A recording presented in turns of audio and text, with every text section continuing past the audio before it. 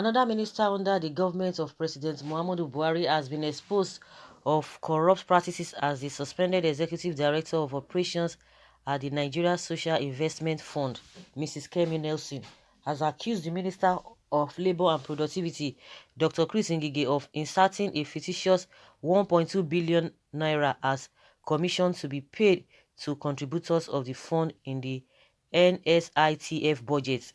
Allegations against Ngige is coming at the backdrop of similar corruption allegations against Minister of Niger Delta, Godswill Akpabio, and the Attorney General and Minister of Justice, Abubakar Malami.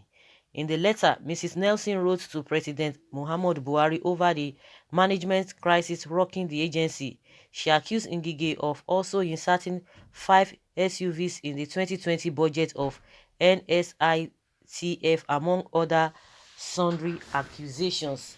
Nelson wrote to Buhari after the recent suspension of NSITF's managing director, chief executive officer, and 3 executive directors by Ngige over allegations of corruption. The suspended ED in the letter dated July 9th urged President Buhari to order an independent investigation of allegations levied against the management of the agency.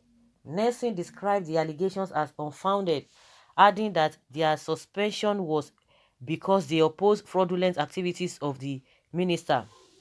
It need be revealed that the minister single-handedly amended the 2020 budget of the NSITF in connivance with his stooge, who is the board chairman, and inserted 1.2 billion naira as commissions to contributors who do not require any commission because their contributions are statutory.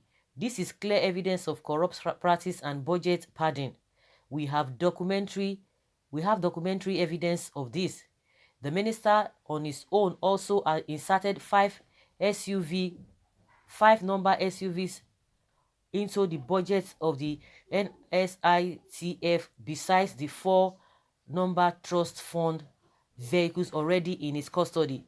This represents the type of reckless, unaccountable, and corrupt expenditure that the minister engages in, and for which we are now being punished because we oppose such misapplication of public fund.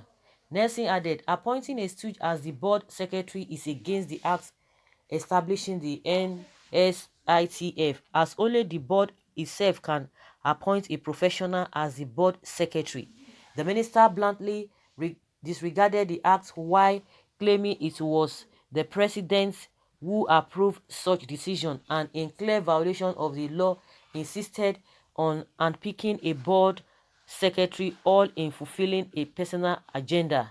Meanwhile, in a statement announcing the suspension of the NSITF top management staff, Ngige had claimed that the preliminary investigation against the management established prima facie infractions on the extant financial regulations and procurement act and other acts of gross misconduct. The minister had said during the period of their suspension, the officers will face a joint board and audit investigative panel that had been set up to look into the financial and procurement breaches as well as gross misconduct in the NSITF from 2016 to date. The gross misconduct has invariably put the contributions of stakeholders in a perilous state. The affected officers have also been directed to hand over the most senior officers in their respective departments. Honestly, somebody will say, you don't eat beans. We always use that example.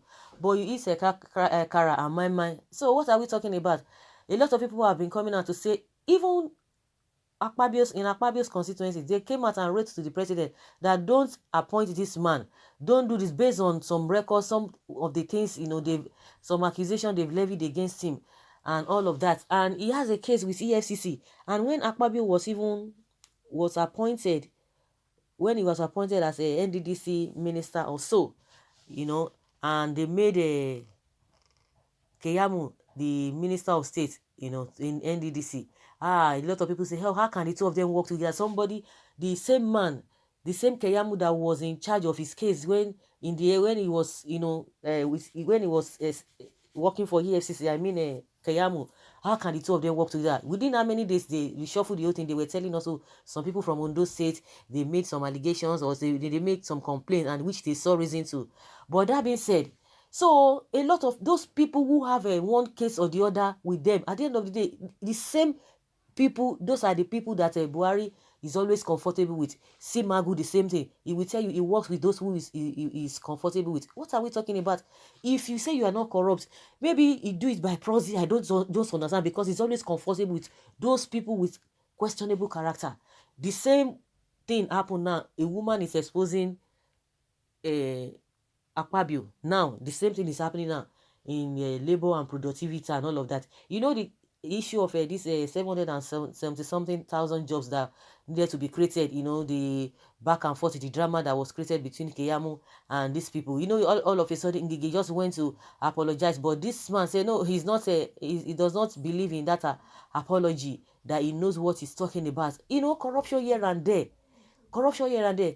You know, if these people leave office, of course, Transparency International have already said that the corruption going on in this regime is overwhelming. It's even worse. It's how many times worse than what happened in the PDP. And because you know it is only. It's a thief that will always be shouting another person is a thief. You'll be shouting another person is a thief just to be distracted, for people to be distracted and not focus on you, because you always coming out to say, oh, corruption, I will fight corruption. They should look into that kind of person. You'll be surprised that the man does not even know a lot of things that are happening. You're just trying to to make excuse for him. By the time he comes out of this office, you will see that a lot of things that have been done wrongly. Of course, he doesn't even know most of the things happening around him, so it's not going to be a big deal, or it's going to be a surprising thing when we begin to hear many things. And that's why a lot of things are coming up now. If anybody saying this government is fighting corruption, it's all lie, because right from time, even right from Obasanjo's time, they've been fighting corruption.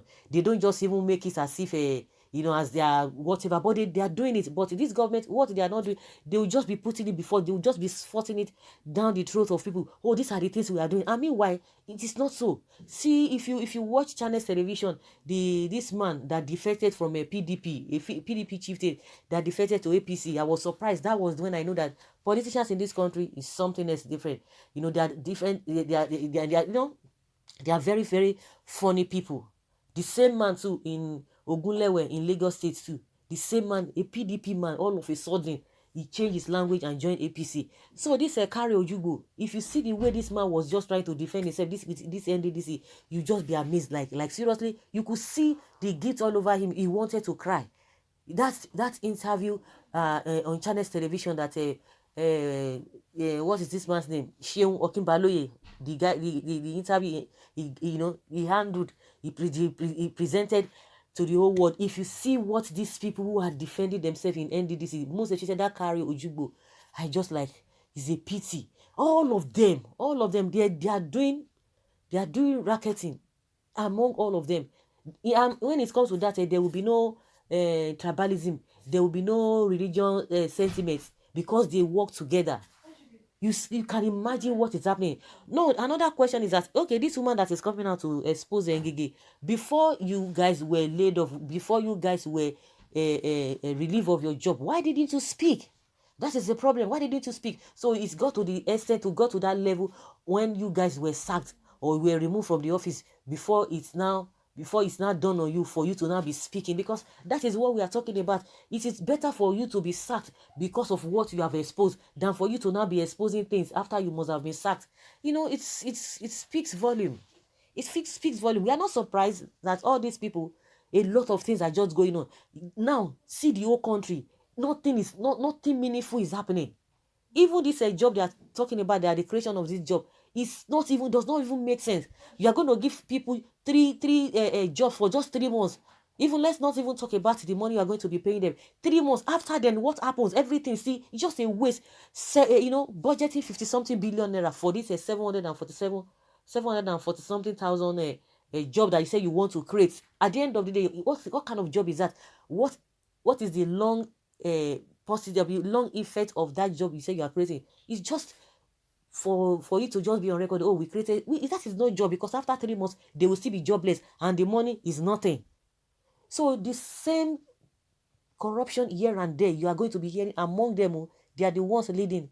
Yet issue of theft is always mentioned among them. Issue of theft is always mentioned among them. It's unfortunate. Really, really unfortunate. Well, when is the account of the humanitarian minister going to be opened? Can't wait to hear the news about that the date. Kemi Nelson, you are also corrupt. It is because you are suspended. That is why you are crying out. Yes, Mr. President, only few of your ministers aren't corrupt, but 90% of them are corrupt. The country is besieged with corrupt and lawless men and women in every sphere and aspect of life. So guys, let's hear your opinion. Leave your comment below and let's have your take on this issue. Thank you.